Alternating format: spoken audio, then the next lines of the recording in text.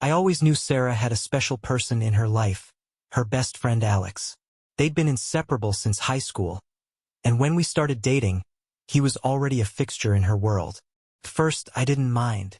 He seemed harmless, the kind of guy who'd step in as a big brother figure. But over time, little things started to nag at me, and I ignored them until I couldn't. It started with subtle shifts in her behavior. She began staying late at work more often, even when her workload wasn't particularly heavy. Her phone became an extension of her hand, buzzing with notifications she'd glance at and quickly dismiss. I'd ask her what was so important, and she'd brush it off with a casual, "Just Alex being Alex." I tried not to read too much into it.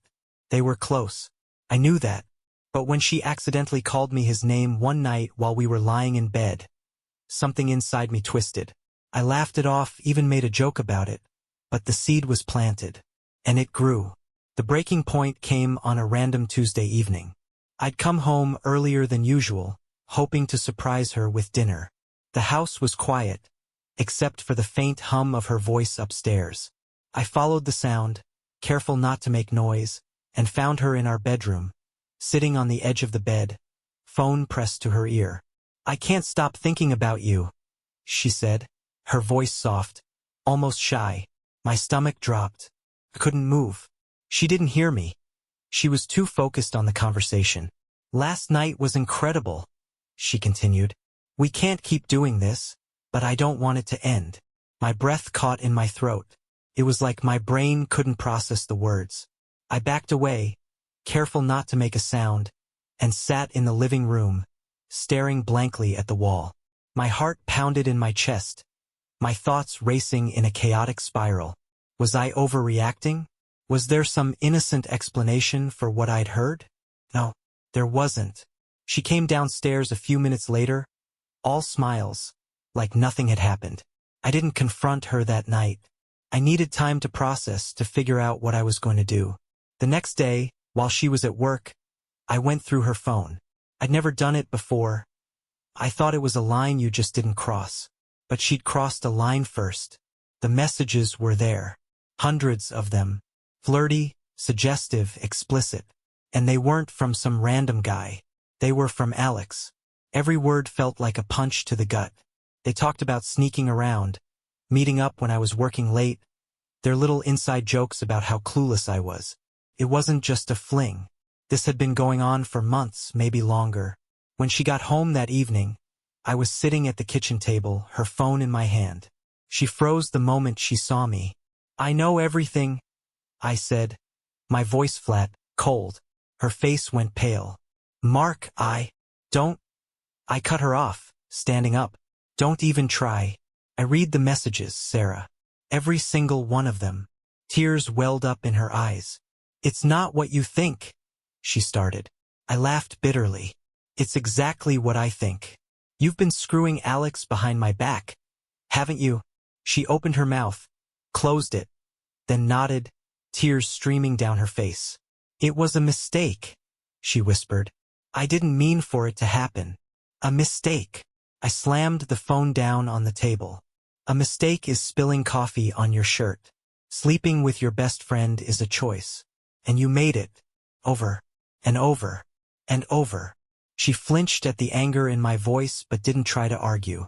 I could see the guilt written all over her face. But it wasn't enough. Nothing could be enough to make this right. "How long?" I demanded. 6 months, she admitted, barely audible. I felt like the ground had been ripped out from under me. 6 months. Half a year of lies, deception, betrayal. "Does he know I know?" I asked. She shook her head quickly. "No. I swear." "Good," I said, grabbing my car keys. "Stay here. Don't call him. Don't do anything. I'll deal with him." "Mark, please," she begged, stepping toward me. "I love you. I never stopped loving you." I stopped in my tracks, turning to face her. "You love me," I spat. "You sure have a funny way of showing it, Sarah." With that, I walked out the door, slamming it behind me. I didn't know exactly what I was going to say to Alex, but I knew one thing for certain. This wasn't over. Driving to Alex's apartment, my thoughts churned like a storm. A part of me still couldn't believe it. Sarah, the woman I'd built a life with, betraying me with the one person I'd never suspected. I gripped the steering wheel so tightly my knuckles turned white. Every muscle in my body coiled with rage. When I arrived, I sat in the car for a moment, staring up at the dimly lit window of his place. My heart pounded in my chest as scenarios played out in my mind. Would he deny it? Would he try to justify it, as if there could ever be an excuse for this? My jaw tightened at the thought. No matter what he said, I wasn't leaving without letting him know exactly how I felt. I took a deep breath, stepped out of the car, and walked to his door. My fist hammered on the wood, each knock echoing with my anger. A moment later, I heard footsteps. The door creaked open, and there he was, Alex, standing in the dim light of his hallway, looking relaxed and completely unaware of what was coming. "Mark?" he said, his brow furrowing in confusion. "What are you doing here?" I stepped inside without waiting for an invitation, my shoulders brushing past him. The air in the apartment smelled faintly of his cologne and something warm cooking in the kitchen. For a moment it almost felt normal, like the countless other times I'd been here. But this time was different. This time, I was here to confront the man who had betrayed me. "Close the door," I said flatly. Alex hesitated for a second before shutting it. "What's going on?" he asked, his tone wary. I turned to face him, my fists clenched at my sides. "I know, Alex. I know everything." His face changed in an instant, the confusion giving way to a pale, panicked expression. "Mark, listen. Don't," I snapped, cutting him off. "Don't even try to talk your way out of this. I saw the messages. I know about you and Sarah." He froze, his mouth opening and closing like he was searching for the right words. "I didn't mean for it to happen," he finally said, his voice weak. "It wasn't supposed to be like this." "Wasn't supposed to be like this?" I repeated, my voice rising. "You mean you didn't plan on getting caught?" "No," he said quickly. "It wasn't like that. I never wanted to hurt you, Mark. You have to believe me." "Believe you?" I barked out a laugh, sharp and bitter. "You expect me to believe anything you say after this? You've been sleeping with my wife, Alex. My wife. And you want me to believe you didn't mean for it to happen." He took a step back, his hands raised as if to calm me. "I know I screwed up. I know I did. But it wasn't about you. Of course it was about me," I shouted, stepping closer. "You didn't just betray her, Alex. You betrayed me. I trusted you. You were supposed to be my friend." "I am your friend," he said desperately. "I never stopped being your friend." "You don't do this to a friend," I hissed. "You don't sneak around behind their back, lying to their face while you tear their life apart." Alex looked like he wanted to argue, but he couldn't find the words. For the first time since I'd walked in, I saw real regret in his eyes. But it didn't matter. No amount of regret could undo what he'd done. "Do you love her?" I asked suddenly, my voice quieter but no less intense. The question seemed to catch him off guard. "What?" he stammered. "Do you love her?" I repeated, taking another step closer. "Or was this just some thrill for you? Some game where you could have what wasn't yours?" He swallowed hard, his gaze dropping to the floor. "I don't know," he admitted finally, his voice barely audible. "I don't know what I feel." His answer hit me harder than I expected. Not because it gave me any clarity, but because it showed me how meaningless it all was. He didn't even know if he loved her. Yet he was willing to destroy my life for her. For what? For some fleeting connection? Some temporary escape? I shook my head, a bitter laugh escaping my lips. "You're pathetic," I said. "Both of you." Alex looked up at me, his expression a mixture of shame and desperation. "Mark, please, let me make this right." "Make this right?" I echoed. "You can't make this right, Alex. You've already destroyed everything. The only thing you can do now is stay out of my life. Forever." Before he could respond, I turned and walked out the door, slamming it behind me. My hands trembled as I got back into my car, the adrenaline finally starting to wear off. I sat there for a moment, my head resting against the steering wheel, as the weight of everything crashed down on me. This wasn't over. Not by a long shot. But for now, I needed to figure out my next move. The drive home felt like an eternity. My knuckles gripped the steering wheel so tightly that my hands began to ache, but I barely noticed. My mind replayed the confrontation with Alex on an endless loop, his hollow excuses ringing in my ears. The sheer audacity of his betrayal was almost as unbearable as Sarah's. By the time I reached the house, the anger that had fueled me earlier had faded into a numbing exhaustion. The house was dark, save for the faint glow of the living room lamp visible through the window. I parked the car and sat there for a moment, staring at the place we'd built together, a home that now felt like a stranger's house. I stepped inside quietly, half hoping Sarah was asleep, so I wouldn't have to face her just yet.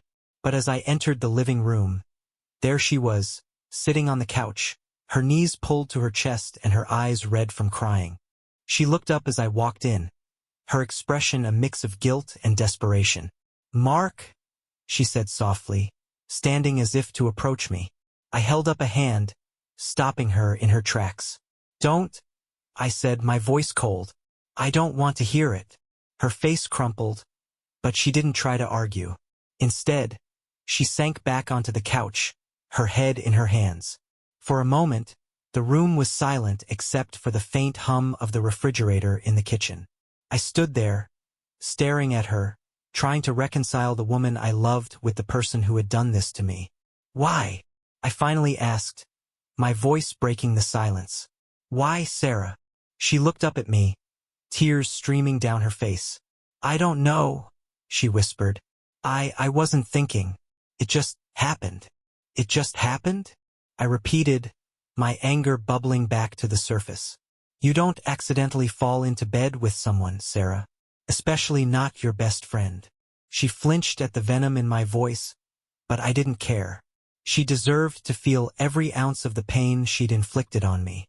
"I wasn't happy," she said after a moment, her voice trembling. "I don't know when it started, but I felt invisible, like you didn't see me anymore." My jaw tightened. "So instead of talking to me, you decided to screw Alex? That's your solution?" "I'm not excusing what I did," she said quickly. "I know I was wrong. I know I hurt you. But it wasn't about him, Mark. It wasn't about love or attraction or anything like that. I was lost and he was there." Her words stung, but they didn't bring the clarity I was searching for. If anything, they made it worse. How could she throw everything away for something so meaningless? For someone who didn't even matter? "I trusted you," I said quietly, my voice trembling. "I trusted you with my heart, my life, everything. And you broke it. For what? A fleeting moment of feeling seen." She sobbed openly now, her hands clutching at her chest as if trying to hold herself together. "I'm sorry," she choked out. "I'm so sorry." "Sorry doesn't fix this," I snapped. "Sorry doesn't erase the months of lies, the betrayal, the nights I stayed up worrying about you while you were off with him." She didn't respond, and for a moment I thought I might break down too. But I couldn't. Not yet. I had to stay strong, if only to protect the shattered pieces of myself that still clung to some semblance of dignity. "I talked to Alex," I said finally. Her head shot up, panic flashing in her eyes. "What did you say?" "Don't worry," I said bitterly. "I didn't hit him. Not yet, anyway. But I made it clear that he's done. With you, with me, with everything." She nodded, her tears continuing to flow. "He's out of our lives.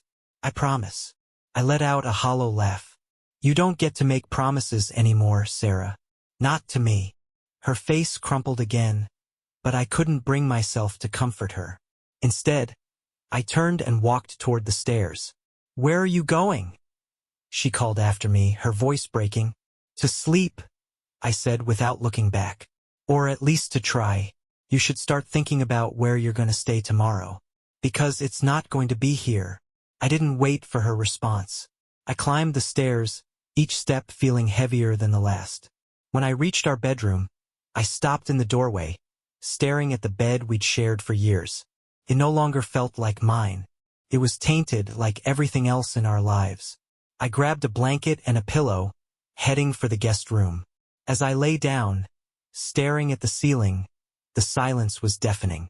The weight of everything pressed down on me, suffocating and unrelenting. This wasn't the life I had envisioned. This wasn't the woman I thought I knew. And this wasn't the end. Not yet. The morning arrived too quickly. I hadn't slept more than a couple of hours, and the guest room felt unfamiliar, foreign. Sunlight streamed through the blinds, painting stripes across the walls, but it did little to dispel the heaviness in my chest. My body was tired, but my mind wouldn't stop racing. Every time I closed my eyes, I saw their faces. Sarah's tears and Alex's guilt-laden expression, both burned into my memory. I forced myself out of bed, the blanket slipping to the floor as I stretched. The house was quiet, almost unnervingly so. For a moment, I wondered if Sarah had already left. But then I heard the faint clink of dishes from the kitchen. I hesitated at the top of the stairs, debating whether to avoid her entirely or get it over with. Avoidance wasn't an option. Not now. With a sigh, I descended the stairs, each step amplifying the tension in the air. When I reached the kitchen, there she was, sitting at the table with a mug of coffee cradled in her hands. She looked up as I entered, her eyes swollen and red from crying. "Good morning," she said softly, her voice tentative. I didn't respond. Instead, I moved to the coffee maker, pouring myself a cup and taking a long sip before finally speaking. "Did you think about what I said last night?" She nodded, her hands trembling as she set the mug down. "Yes, I'll leave. I need some time to figure out where to go." "Take all the time you want," I said coldly, leaning against the counter. "But you're not staying here. Not after what you've done." Her lower lip quivered, but she didn't argue. For once, she seemed to understand that there was nothing she could say to fix this. "What about us?" she asked quietly, barely meeting my eyes. I let out a bitter laugh, shaking my head. "Us? There is no us, Sarah. You destroyed that the moment you decided Alex was worth more than your marriage." "It wasn't about him," she exclaimed suddenly, her voice breaking. "It wasn't." "Don't," I interrupted, holding up a hand. "Don't try to justify it. Don't try to explain it. I don't care. Whatever you felt, whatever you think drove you to do this, it doesn't matter anymore." Her shoulders slumped, the fight draining out of her as quickly as it had come. "I'm sorry," she whispered again, tears spilling down her cheeks. "Sorry doesn't change anything?" I said flatly, my voice devoid of emotion. "It doesn't undo the months of lies, the nights I spent wondering why you were acting so distant. It doesn't erase the betrayal." She nodded slowly, as if finally accepting the weight of what she'd done. For a moment, the room was silent, the only sound the faint ticking of the clock on the wall. Then she spoke again, her voice barely audible. "What about the kids?" Her words hit me like a punch to the gut. The kids. I hadn't even thought about how this would affect them. Our son, our daughter. They were too young to understand what was happening, but they'd feel it. The tension, the distance. And one day they'd ask questions. "They'll stay with me," I said firmly. "This is their home. I'm not uprooting their lives because of your mistakes." She nodded again, her hands twisting in her lap. "I don't want to lose them." "Then maybe you should have thought about that before you did this." I shot back, the bitterness in my voice sharper than I intended. Her head bowed, her shoulders shaking as fresh sobs racked her body. I turned away, unable to watch her break down. A part of me hated her for what she'd done, but another part of me hated the fact that I still cared. Despite everything, there was a time when I'd loved her deeply, when I would have done anything to protect her. But that time was gone. As I stared out the window, watching the neighbors' lives go on as if nothing had changed, I made a silent vow. No matter what happened next, I wouldn't let this destroy me. I wouldn't let it define me. "Mark," she said behind me, her voice trembling. I didn't turn around. "What?" "I know I can't fix this," she said. "But I just want you to know that I never stopped loving you, even if it doesn't mean anything now." Her words hung in the air like a heavy fog, but I refused to let them sink in. Without responding, I set my mug on the counter and walked out of the kitchen. This wasn't over. Not yet. But one thing was clear. This was the beginning of the end. The sound of little feet on the stairs jolted me out of my thoughts. I looked up to see Emily, our 6-year-old, clutching her favorite stuffed bunny. Her big brown eyes filled with the kind of curiosity only a child could muster so early in the morning. Behind her, Sam, our 9-year-old, trudged down the stairs, rubbing his eyes and yawning. "Daddy?" Emily asked, her small voice breaking the tension in the room. "Why were you sleeping in the guest room?" Sarah froze, her coffee mug halfway to her lips. I felt her gaze flick toward me, but I didn't meet it. Instead, I crouched down to Emily's level, forcing a smile that felt more like a grimace. "Sometimes grown-ups need space, sweetheart," I said, brushing a strand of hair from her face. "It's nothing for you to worry about."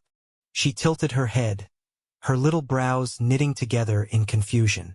"Are you and Mommy mad at each other?" "Of course not," Sarah interjected quickly, her voice overly bright.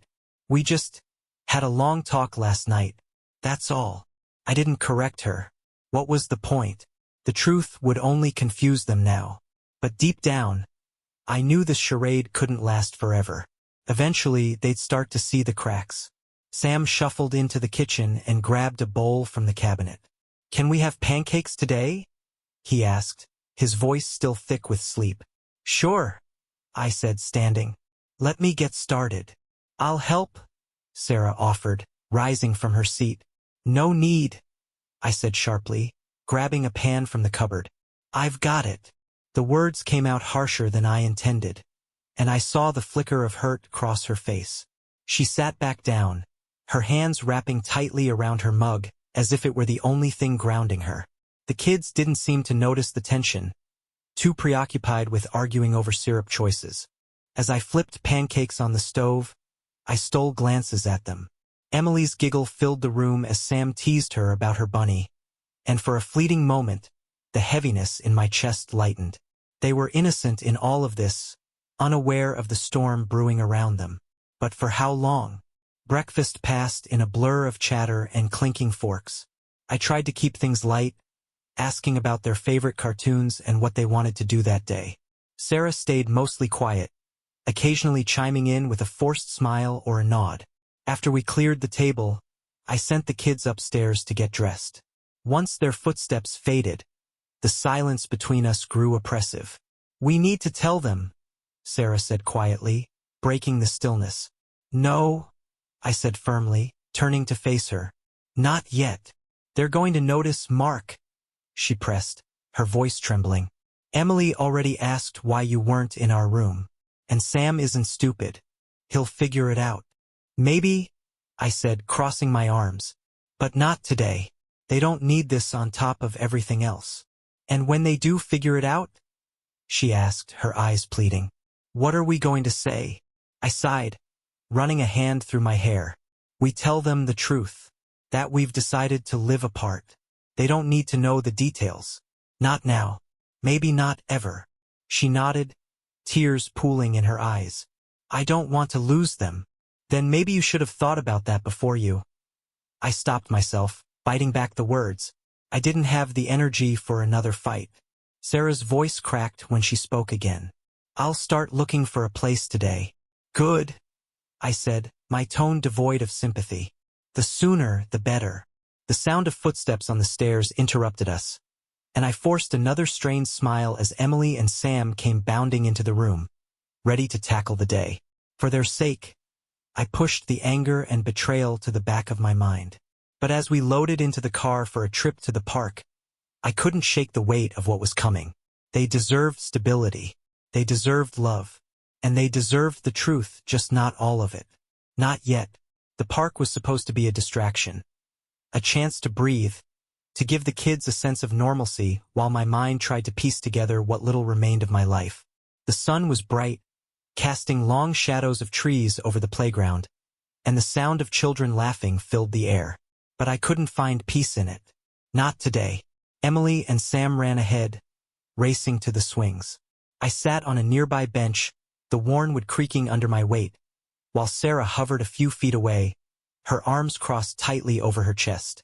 It was the first time I'd allowed her to come along since everything had unraveled, and I regretted it almost immediately. The sight of her standing there, as if everything were fine, made my blood boil. "They seem happy," she said after a moment, her voice tentative. "For now," I replied without looking at her. "But it won't last. Not once they realize what's happening." She flinched at my words but said nothing. Instead, she sat down at the opposite end of the bench, the distance between us a tangible reminder of how far apart we'd grown. We sat in silence, watching the kids play, each lost in our own thoughts. After a while, Sam ran over, his face flushed from exertion. "Dad, can you push me on the swing?" "Of course, buddy," I said, standing. Anything to escape the suffocating tension. As I pushed him, his laughter rang out, a sound so pure and joyful that it almost brought tears to my eyes. Emily soon joined us, demanding her turn, and for a brief moment, I let myself get lost in their happiness. But when I glanced back at the bench, seeing Sarah watching us with a mixture of longing and regret, reality crashed back down. After an hour, the kids were tired, their energy finally spent. We packed up and headed home, the car ride filled with their chatter about who had gone higher on the swings and whose turn it was to pick the next movie. Sarah and I stayed silent, the unspoken words between us hanging heavy in the air. When we got home, Emily darted upstairs to grab her crayons, and Sam plopped onto the couch, flipping through the channels. Sarah lingered near the kitchen, watching me as I put away the picnic bag. "Mark," she began, her voice soft. I stopped, my hands tightening around the bag's handles. "Don't," I said, my back still to her. "Not now." She hesitated but didn't push further. I heard her footsteps retreating toward the living room, leaving me alone with my thoughts. That night, after the kids were in bed, the weight of everything became unbearable. I sat at the dining table, a glass of whiskey in hand, staring blankly at the patterns in the wood grain. Sarah's words from earlier replayed in my mind. "What about the kids?" It wasn't a question with an easy answer. A quiet knock on the table startled me. I looked up to see Sarah standing there, her face pale and drawn. "Can we talk?" she asked hesitantly. "What's there to talk about?" I replied, not bothering to hide the bitterness in my tone. "You made your choices. Now we're all dealing with the fallout." Her shoulders slumped, but she didn't walk away. I need to say something." I gestured for her to continue, though I wasn't sure I could stomach whatever excuse or justification she had left. "I know I can't undo what I did," she began, her voice trembling. "And I know I've hurt you in ways I can't even imagine. But the kids, they deserve better than this." I set my glass down, my jaw tightening. "You're right, they do. And that's why you need to figure out how you're going to explain this to them when the time comes. Because I'm not lying for you." Her lips quivered, but she nodded. "I'll tell them. When they're ready, I'll tell them everything." I laughed bitterly, shaking my head. "Everything? You're going to tell them you threw away their family for Alex? That you chose him over us?" "I didn't choose him," she said quickly, her voice rising slightly. "I was stupid. I was lost. But it was never about him, Mark. It was about me." I stood abruptly, the chair scraping against the floor. "That doesn't make it better, Sarah. It makes it worse. You didn't just betray me, you betrayed them. You broke their trust, and they don't even know it yet." Tears streamed down her face, but I didn't care. Couldn't. Not anymore. "I'll start packing," she said finally, her voice barely above a whisper. "I'll leave by the end of the week." "Good," I said, my tone cold. "The sooner you're gone, the sooner we can start fixing what you broke." As she turned and walked away, I sank back into the chair, the weight of everything pressing down on me like a physical force. The kids were asleep upstairs, blissfully unaware of the chaos brewing beneath their roof. But not for long. The fracture was growing, and it was only a matter of time before everything shattered. The week crawled by with an oppressive slowness. Sarah packed her things in silence, her presence in the house shrinking by the day. Each room she left behind felt like a hollow shell, as if her absence created more emptiness than her betrayal had. The kids were the only source of life in the house now, their laughter and questions a fragile thread holding the remnants of our family together. When Friday came, Sarah stood at the front door, her suitcases lined up neatly beside her. Emily clung to her leg, her little face streaked with tears, while Sam stood off to the side, his expression guarded and uncertain. I crouched down in front of Emily, brushing a tear from her cheek. "It's not forever, sweetheart," I said gently, though the words felt heavy on my tongue. "You'll see Mommy all the time, I promise." "But why does she have to go?" Emily asked, her voice breaking. "Can't she just stay?" My heart twisted in my chest, but I forced a calm smile. "Sometimes grown-ups need to figure things out on their own," I said. "But no matter what, we both love you. That's never going to change." Sam didn't say anything, but his eyes met mine for a brief moment, and I saw the unspoken questions swirling there. He was old enough to sense that something bigger was happening, even if he didn't fully understand it yet. Sarah knelt beside me, pulling Emily into a tight hug. "I'll call you every night," she whispered, "and I'll come visit as much as I can." Emily nodded reluctantly, wiping her tears on the sleeve of her shirt. Sarah turned to Sam, but he hesitated before stepping into her embrace. It was brief, almost perfunctory, and when he stepped back, his gaze shifted to me as if he were looking for reassurance. When Sarah finally walked out the door, the weight of the moment settled over the house like a thick fog. I stood there with the kids, staring at the empty driveway long after her car disappeared down the street. That evening, I sat with Sam and Emily in the living room, a movie playing quietly in the background. Emily was curled up against me, clutching her stuffed bunny, while Sam sat on the other side of the couch, his arms crossed tightly over his chest. "Dad." Sam's voice broke the silence. "Yeah, buddy?" I asked, glancing over at him. "Are you and Mom getting divorced?" he asked, his tone cautious but direct. The question hit me like a freight train, but I knew I couldn't avoid it forever. I took a deep breath, steadying myself. "We're figuring things out," I said carefully. "Right now, we just need some space. But no matter what happens, we both love you and Emily more than anything. That's not going to change." Sam nodded slowly, his gaze dropping to his lap. "It's because of Alex, isn't it?" The air in the room seemed to freeze. I stared at him, my heart pounding. "Why would you think that?" I asked, trying to keep my voice steady. "I heard you and Mom arguing," he admitted, his voice small. "I didn't mean to, but I heard." I closed my eyes for a moment, cursing myself for not being more careful. "Sam," I said gently, "there are things you don't need to worry about right now. Grown-up things. What's important is that you and Emily are loved and cared for. That's all that matters." He didn't look convinced, but he didn't press further. Instead, he leaned back against the couch, his expression thoughtful.